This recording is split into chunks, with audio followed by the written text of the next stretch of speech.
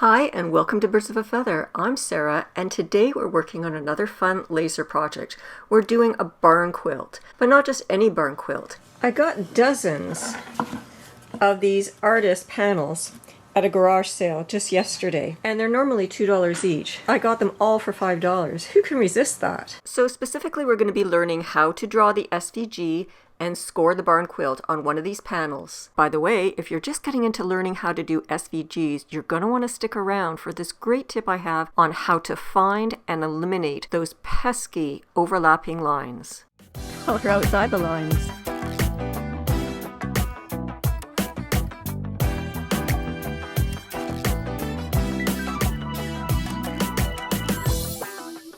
Here we are in Illustrator, and I've pre-drawn my barn quilt pattern, but I want to show you how to do it. So let's get to it. I'm going to hit Shift-O on my keyboard, and I'm going to draw my artboard. And then I'll come up here and I'll input the numbers that represent the width and the height that I want to create. Now, barn quilts are typically square, so if you're using an artist panel like I showed you earlier, be sure to make it the same dimension as that panel. For the purpose of this tutorial, I'm doing a 10 by 10 square, but you can adjust it up or down as you wish. So for now, let's just escape. Now I'm going to take my rectangle tool, and I'm just going to draw a rectangle. I'll come up to my transform tool here, and I want it to be 3 inches. So I'm also going to draw a 4-inch square, and I can duplicate the 3-inch square. So let's hit Alt-Shift, and I can duplicate that. I'll just move that off to the side. I can duplicate it again using Alt-Shift and come up to Transform, and I'll just make the width 4 inches in this case. Now I want these paths to intersect, so I'm just going to drag it over until I see that they're intersecting here, and I'll do the same with this one. Now I'll select everything, and I'll drag it down onto my canvas here. Throughout this whole process, you're going to notice that we have overlapping lines. I'm going to show you how to fix that later. Now I'm going to create another rectangle, and this one is 4 inches long. So I'll just transform again, and I'll input 4 inches into the height. And again, I'll drag it up until it intersects, and I'm going to hold my Shift key so nothing wanders. Again, Alt and Shift and drag will allow me to move this over. And I'm going to move this down. And again, come up to Transform, and I want it to be 4 inches. Let's just move that down until we get the intersect. Now, I'll just copy this, hitting Alt-Shift, and move it down again until it intersects. Now what I want to do is I want to draw in these cross lines here. So I'm going to hit my line segment tool, just click on that, and I'm going to hover until I get my anchor, and I'll drag it down to the other side again until I get my anchor, and then I'll release. I'll do the same thing here, drag it down until I see that anchor, and again I'll drag my lines here. Make sure you're intersecting. Actually, I think that one was off, so let's just move that. Sometimes it's easier just to zoom in so you can see what you're doing. That looks better.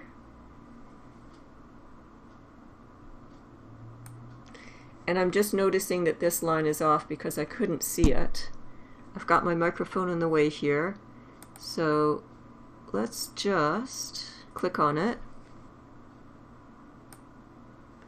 and move that into place. Now what I'm going to do is I'm going to select all these lines, and I'm going to right click and group them. Hold down the Shift and Alt as you drag it. Now I'll drag this away.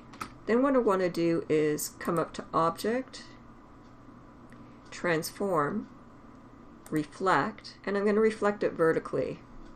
Now I'll hold down the Shift key, and I'm going to drag this right back onto here until it intersects. As you can see, we've got the foundation starting here. Now what I want to do is create these little triangles. So what I'm going to do is just drag one of these squares off to the side here. I'll click on my line segment tool, do the same trick where I'm going to anchor it.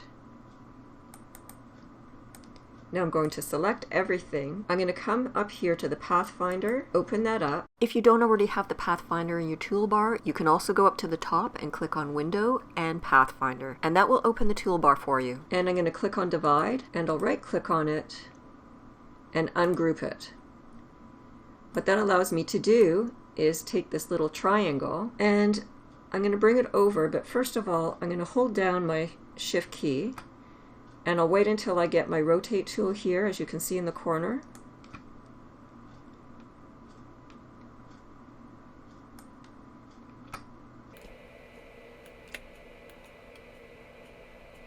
And that'll end up being there. So what I'm going to do is I'm going to line it up, and now I'll shrink it down so that it's the size that I want it.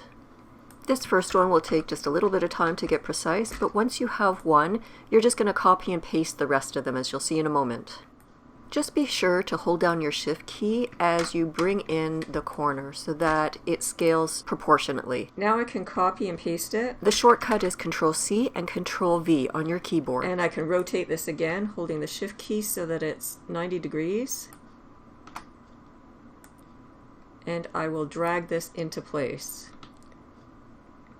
Again, you want to copy and paste, hold the Shift key, turn it twice,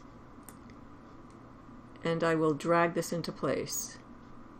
Alt-Shift copies it. Make sure you've got your rotate tool here, hold your Shift key, rotate it twice, and drag it into place. Now, everything looks pretty much complete, but what we want to do is erase some of these lines. Now that I have my drawing here, I want to go ahead and delete some of these segments as delineated by these X's. Let's zoom in, and I'm going to use the scissor tool to click on the intersections, and then I'll use the direct select tool just to highlight that one area, and I'll delete it. So that's one section gone. Now this is our next one here. So again, using the scissor tool, I'll zoom in, and I'll just click on these intersect points here, hit our direct select tool. So we didn't quite cut where we wanted to. Let's highlight the line again. Now you can see I've got both these points highlighted, and I can just hit delete on the keyboard, and that'll take it right out. You may run into some instances where you've highlighted your nodes and deleted a section and it doesn't disappear. So let me show you one example of that and why that happened. I'll highlight it, making sure that I can see these two nodes, then hit delete. Now it's not gone because I have overlap there. Go back to the scissor tool, click on the same nodes, and you should be able to delete it, as you'll soon see. Hit delete again, and there you go, it's gone. So if you find that it doesn't work the first time, it's likely that you've got an overlap there. So I'm going to move on to do the rest of these, and we'll be right back to show you how it's looking before we move on to next steps. You may have noticed that there are some overlapping lines with the components here, and that's not good for laser cutting because when you have overlapping lines, it's going to process that area twice. So in order to find those overlapping lines, we're going to select everything. First of all, you want to make sure that it's ungrouped.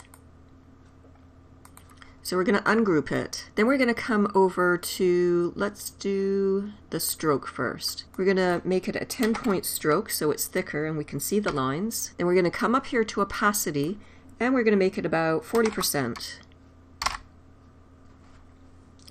Now let's zoom in. What you're left with is darker lines, and these areas here are the areas that are overlapping. But you can't just go ahead and delete those because you're going to delete this entire square here. You have to break it apart further. So let's do that. Select everything, then come up to Select, Object, and we're going to select Direction Handles. Now we're going to come up to Edit, and we're going to Cut. That leaves us with all these anchor points, and we're just going to hit the Delete key on our keyboard. Now we're going to come up to Edit, and we're going to Paste in Place.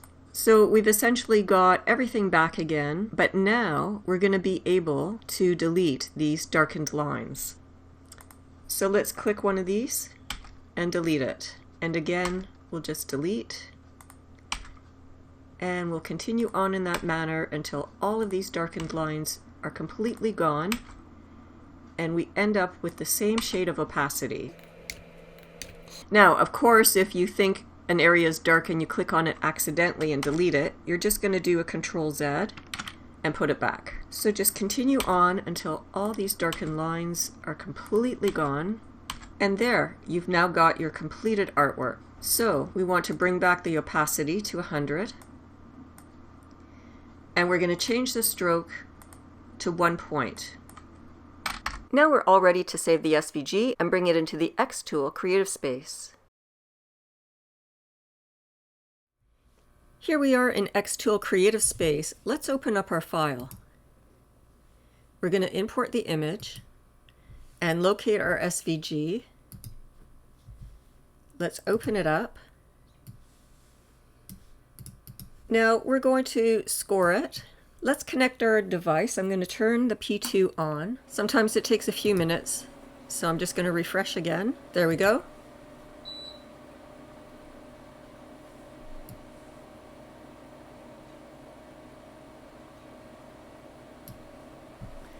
Okay, let's set this to score. First of all, let's group everything so we can move it as one.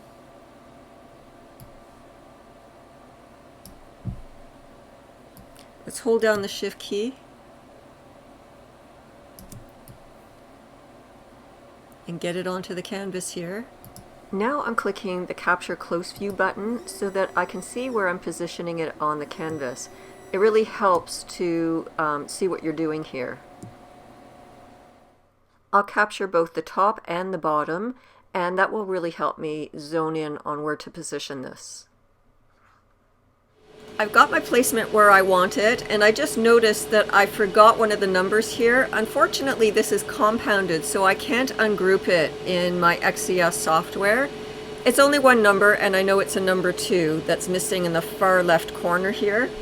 So I'll just go ahead and input my manual settings. And for this, I'm doing a power of 4 and speed of 50. I just want a light score. I don't want it to be too dark. So our thickness is in there, 0.043, and let's hit Process, and let's hit Start. So what I've done here is I've taken out my slats, and I've just put the board on the actual tray here. For whatever reason, I can't do an aimed measure, so what I've decided to do is stack it too high and see if that helps. So let's give that a go. Okay, let's see if this is going to work. You got that fan on? We're going to hit the fan. Okay, let's see if this is going to work.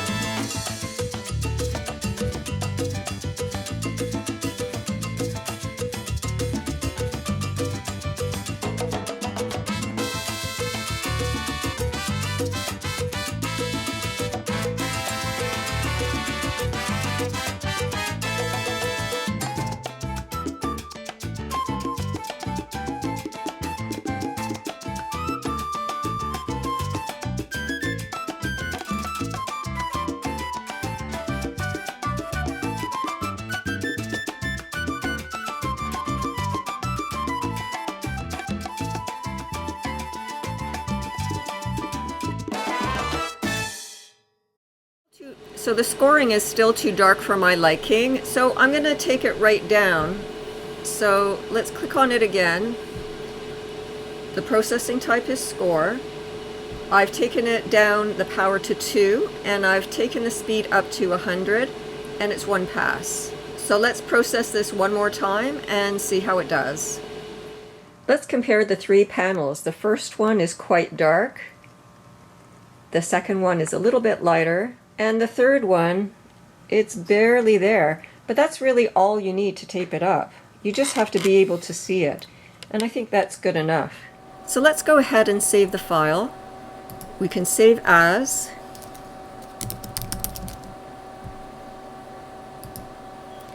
Go ahead and save it.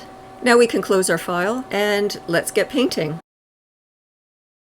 In order to tape this up, I'm going to be using this frog tape because I won't get any bleed whatsoever. So let's just start with the inside here and get this all taped up.